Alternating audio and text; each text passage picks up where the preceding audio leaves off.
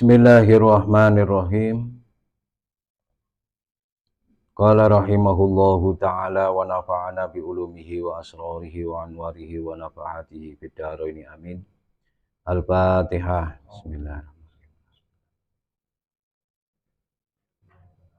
Bismillahirrahmanirrahim. Ihdina shiratal mustaqim.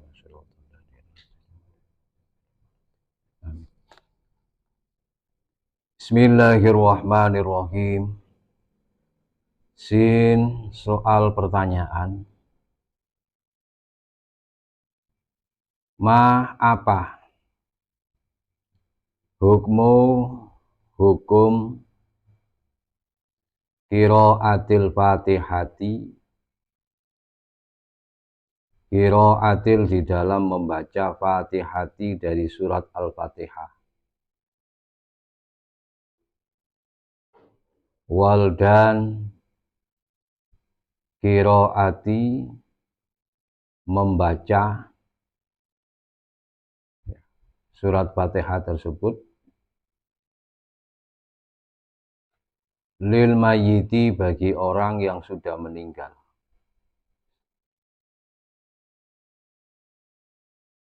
Wa dan at-tawasuli bertawasul biha dengan surat Al-Fatihah liqabuli da'awati, liqabuli untuk diterimanya da'awati dari yang namanya doa-doa. Jadi bagaimana hukumnya membaca surat Fatihah ya, yang dikhususkan kepada orang yang sudah meninggal, dan bertawasul dengan membaca surat Fatihah untuk harapannya mudah-mudahan doa-doanya dikabulkan oleh Allah. Ini yang sering dilakukan oleh masyarakat ya, kaum muslimin pada umumnya, terutama di Indonesia ini. Kalau misalnya sering kita mendengar kalimat ila hadrati, ya, ila almarhum, almarhumah, Al-Fatihah, nah ini sering. Kemudian kita sering mendengar mudah-mudahan hajat kita, permohonan kita senantiasa dikabulkan oleh Allah, dimudahkan urusan kita. Biasanya disambung dengan tawasul Al-Fatihah. Nah, maka Jim jawabannya, i'lam ketahuilah, anna sesungguhnya,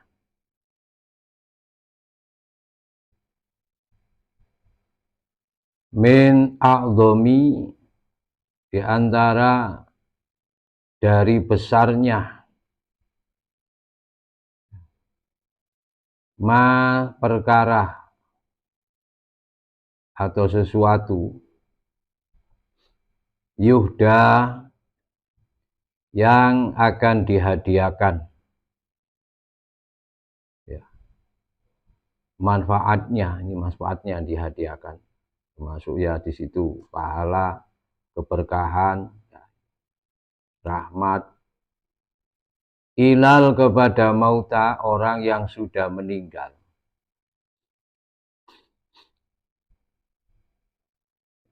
Jadi paling besarnya perkara atau sesuatu yang bisa digunakan untuk hadiah kepada orang yang sudah meninggal. Apanya? Barokatan, keberkahannya.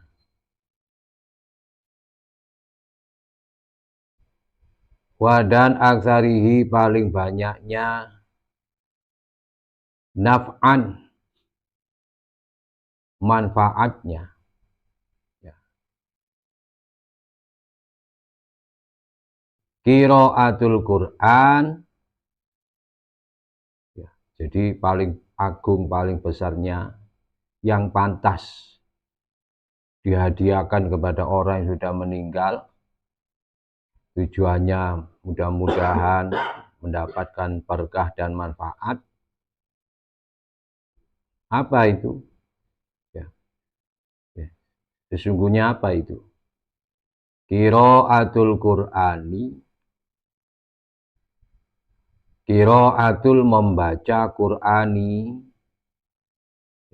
dari Al-Qur'an Azimi, Al-Azimi yang Maha Agung. Kenapa kita menyebut Al-Quran Maha Agung? Karena Quran ini adalah kalam Allah, sifat Allah. Jadi kita pantas menyebut Quran itu Al-Azim. Jadi Quran itu ya kalam Allah itu. Kalam Allah ya Quran itu. Ya. Kalau kita membaca Quran, berarti kita dekat dengan sifat Allah, yaitu kalam. Ya Quran itu wujudnya.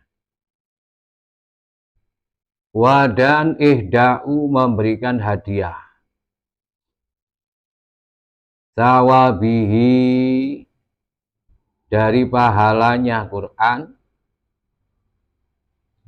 Ilaihim kepada mereka yang sudah meninggal dunia.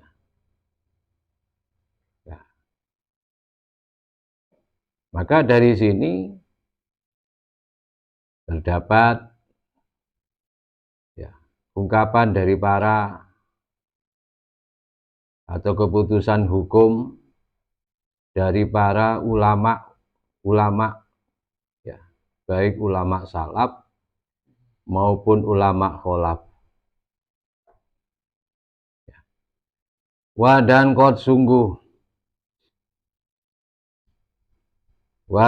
sungguh dahaba telah berpendapat ila kepada dalikal itu masalah, ila kepada dalika itu permasalahan ya, atau hukumnya mengirimkan hadiah Al-Quran atau Fatihah lah diantaranya kepada orang yang sudah meninggal. Jadi siapa yang berpendapat memberikan keputusan hukum? Al-Jamahiru, pembesar-pembesar atau yang paling terkemuka. Otomatis yang kedudukan mereka ini sebagai panutan umat, para imam-imam umat dalam keilmuan yang mereka miliki. Minal dari ulama'i kalangan para ulama. Wadan solihina ya. Wadan solihina dari orang-orang soleh.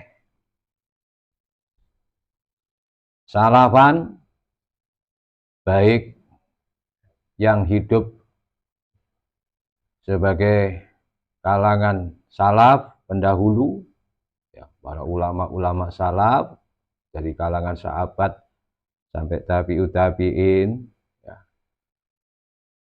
Wadan kholafan baik ulama yang kholaf, generasi penggantinya, generasi penerusnya setelah ulama salaf, ulama kholaf. Jadi mereka ini para ulama salaf, ulama kholaf ini menyetujui, mensepakati, membolehkan mengirimkan hadiah suratul Fatihah atau lebih-lebih Al-Quran yang dibaca sampai 30 juz. Dihadiahkan kepada orang yang mati maupun untuk tawasul. Jadi sama sekali mereka ini tidak ada yang mengatakan tidak boleh.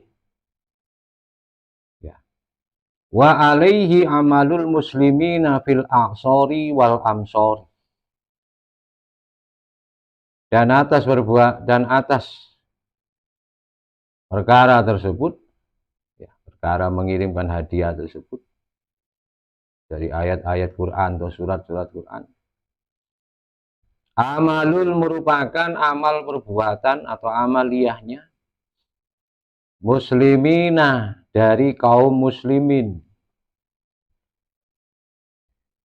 Fil a'sori, di dalam a'sori, masa-masa atau dekade sejak di zaman sahabat, ya, bahkan di zaman Nabi, gitu, sampai di zaman, ya, sekarang ini. Wal amsori, dan kota-kota atau daerah-daerah.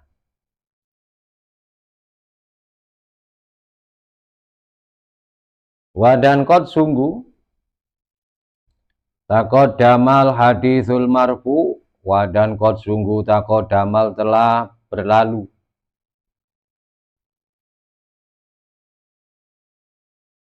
al hadisu, keterangan hadis al marfu'u, yang marfu kepada baginda Nabi, sampai kepada Nabi. Jadi Nabi mengatakan, hadis marfu itu, ya, Rasulullah sudah menyatakan. Apa hadisnya? Hadisnya ini kata Rasulullah, qalbul Qur'ani Yasin.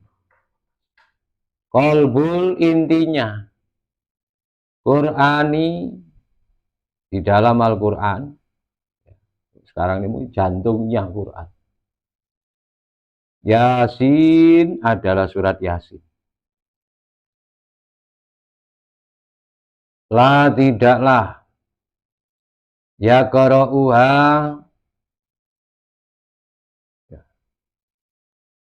membaca surat Yasin tersebut, rajulun, seseorang, yuridu, yang dia menginginkan, Allah, keridhaan Allah, atau rahmatnya Allah, atau keberkahan dari Allah, atau kenikmatan dari Allah, atau apapun yang tujuannya agar Allah memenuhi. Wadarul akhirata,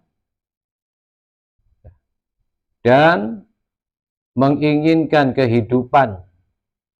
Wadan akhirat, wadaro, dan menginginkan kehidupan, akhirata, alam akhirat, atau sifatnya akhirat.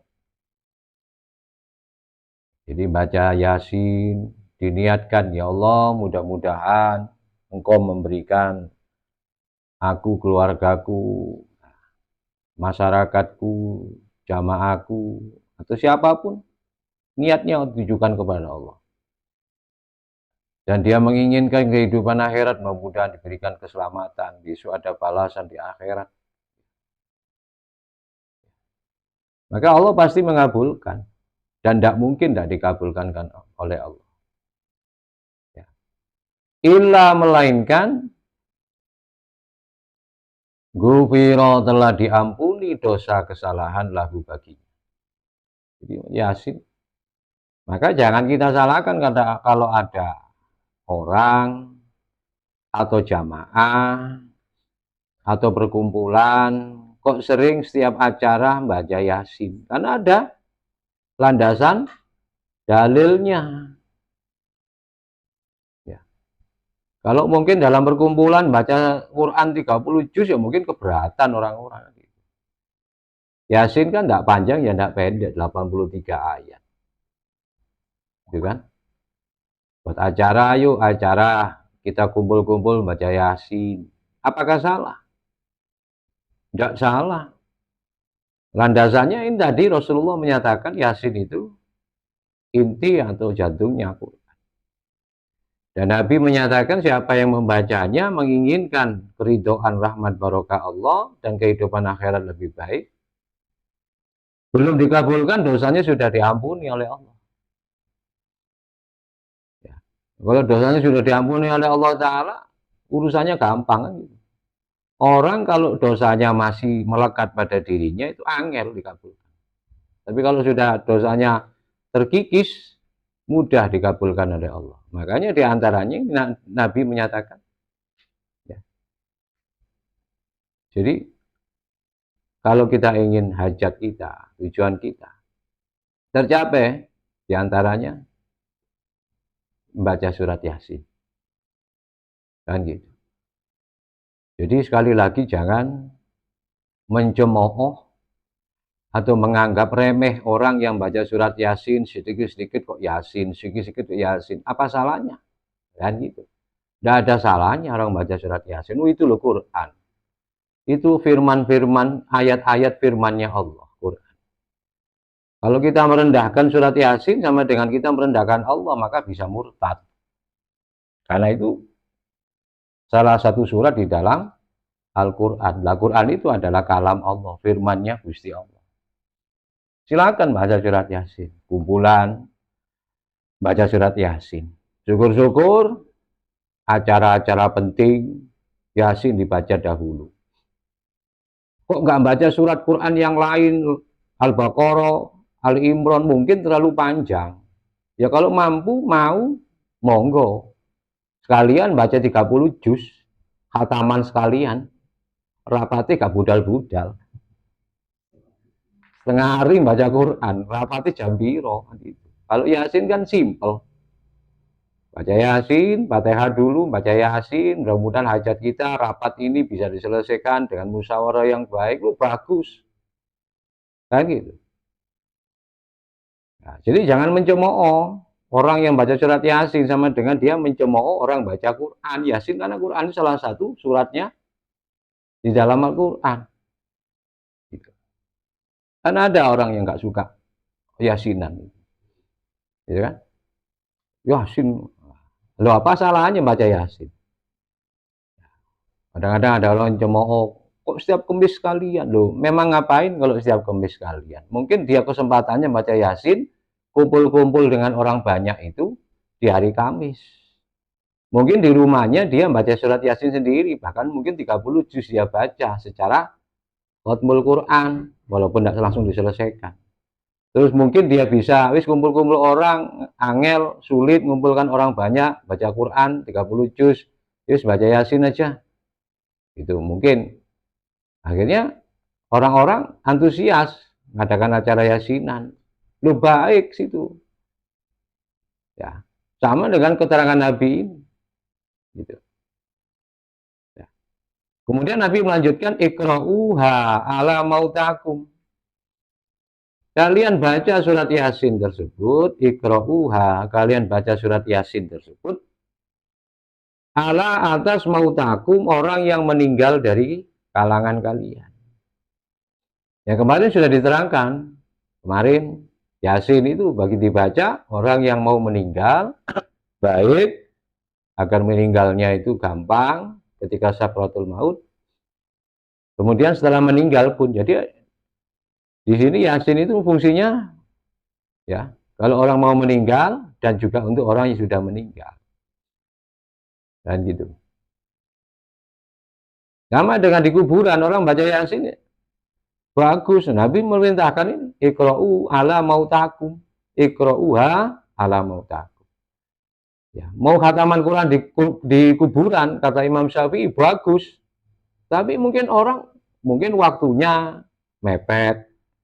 Ya, mungkin ada acara lain, ya cukup dia baca Yasin, itu kan, ya tidak masalah, ya tetap sama Allah dalam hadis yang disebutkan tadi, illa ghufirallahu, diampuni dosanya dia, termasuk doanya orang, termasuk ahli kubur yang dia datangi, yang dia ziarahi, dibacakan Yasin, sama-sama dapat manfaat dari bacaan Quran tersebut. Yang baca dapat, yang dibaca, yang diniatkan untuk dihadiahkan kepada fulan atau fulana yang sudah meninggal, sama-sama dapat. Nah, ini hadis keterangannya, riwayatnya sudah yang kemarin bersama. Kemudian wa dan ruwiya telah diriwayatkan. Wa dan ruwiya telah diriwayatkan fi hadisin dhaif, di dalam sebuah hadis yang dhaif, kedudukannya dhaif. Loh kok hadis dhaif? Ngapain kena dengan hadis dhaif? Hadis dhaif itu untuk fadhailul a'mal boleh. Dan itu disepakati para muhaddisin. Boleh. Karena hadis dhaif itu bisa jadi perawinya ada yang lemah ingatannya. Kan gitu. Salah satu perawinya. Sehingga hadisnya dhaif. Ya kan? Mungkin redaksinya benar, tapi yang meriwayatkan mungkin hafalannya kurang. Atau ada sesuatu kesalahan kecil sehingga hadis kedudukannya menjadi dhaif. Tapi andai kata dikumpulkan beberapa hadis dhaif yang inti isinya sama, maka bisa naik derajat menjadi hadis hasan. Kan gitu dalam ilmu mustalahul hadis. Nah, apa kata Nabi Muhammad SAW?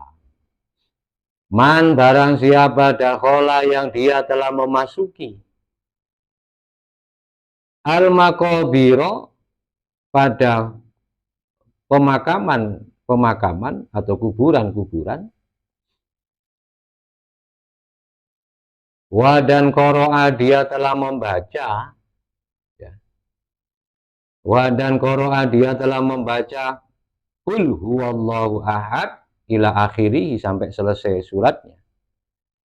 Siapa yang membaca qul huwallahu ahad surat Al-Ikhlas ihda asyarata sebanyak 11 kali. Ihda asyarata marrotan, ihda asyarata sebanyak 11 marrotan kali. Suma kemudian wahaba dirinya menghibahkan. Ya. Menghibahkan itu memberikan dengan target siapa yang mau dihadiahkan atau diberikan. Dia kemudian menghibahkan ajroha pada pahalanya surat Al-Ikhlas tersebut yang dibaca dia sebanyak 11 kali. Lil amwati kepada orang-orang yang sudah meninggal. Lil amwati kepada orang-orang yang sudah meninggal. Utia maka diberikan, ya. Utia maka diberikan, ya. Siapa yang diberikan? Orang yang sudah meninggal tersebut. Utia maka orang yang meninggal itu diberikan minal dari ajri pahala diadadi dengan sebanyak hitungan amwati dari orang-orang yang sudah meninggal. Ya. Jadi fadilahnya di situ. Ya, fadilah. Makanya hadis dhaif itu dipakai untuk fadailul a'mal. Ya. Kecuali yang tidak bisa dipakai itu hadis yang maudhu, yang palsu. Ya, hadis palsu jangan dipakai. Jangan sekali-kali hadis palsu itu dibuat fadilah amal, apalagi dibuat hujah. Tidak bisa. Hadis dhaif pun dibuat hujah memang tidak bisa, tapi untuk fadilah amal boleh. Siapa yang meriwayatkan hadis tersebut? Rawahu ar-Rafi'i telah meriwayatkan hadis tersebut ar-Rafi'i Imam Rafi'i. Ya. Imam Rafi'i ini pakarnya ilmu, ya, di antaranya bidang ilmu fikih. Karangannya banyak Imam Rafi'i. Ya, saya punya beberapa karangan Imam Rafi'i. Di dalam tarikhihi, kitab tarikhnya beliau.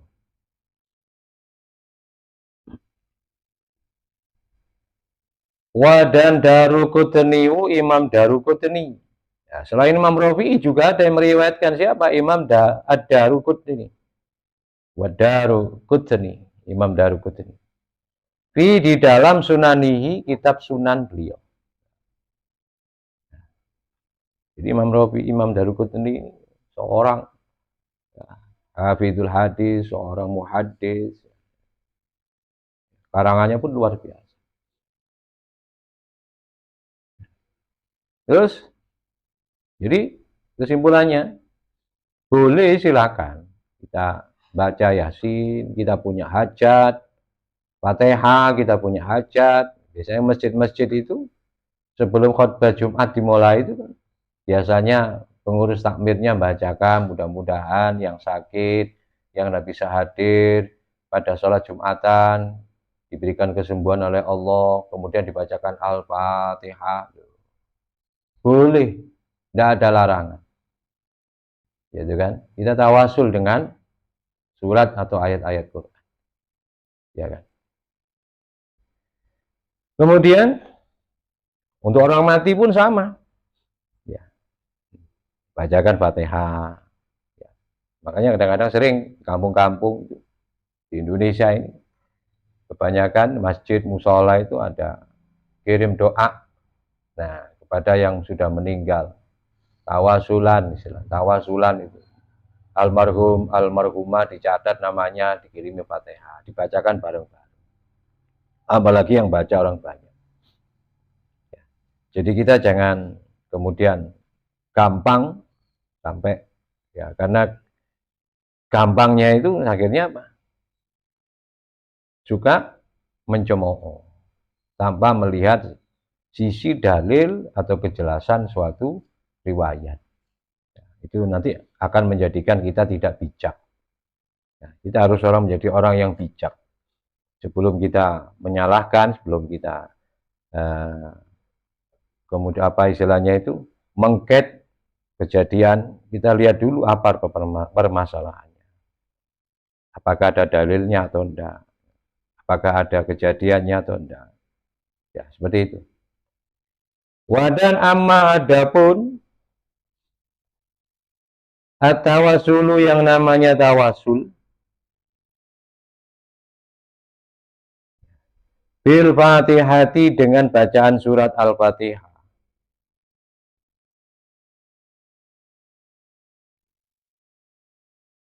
Fi di dalam qabuli da'awat, fi di dalam qabuli diterimanya atau terkabulnya da'awati dari doa-doa. Bahia maka dia, ya, tawasul tersebut, bahia maka tawasul dengan surat Fatihah tersebut, bahia maka dia, ya, cara tawasul dengan bacaan surat Fatihah tersebut, khairu adalah sebaik ma perkara, ma dari perkara, yutawasalu yang digunakan tawasul. Tawasul itu apa sih? Menyambung atau menghubungkan dengan suatu perbuatan baik, itu namanya tawasul yang kita sudah pahami. Jadi sebaik ma dari perkara yutawasalu yang dia gunakan untuk bertawasul atau menyambung atau menghubungkan, ya, dia dengan bacaan surat Fatihah tersebut. Baik, tidak ada larangan di situ. Ya.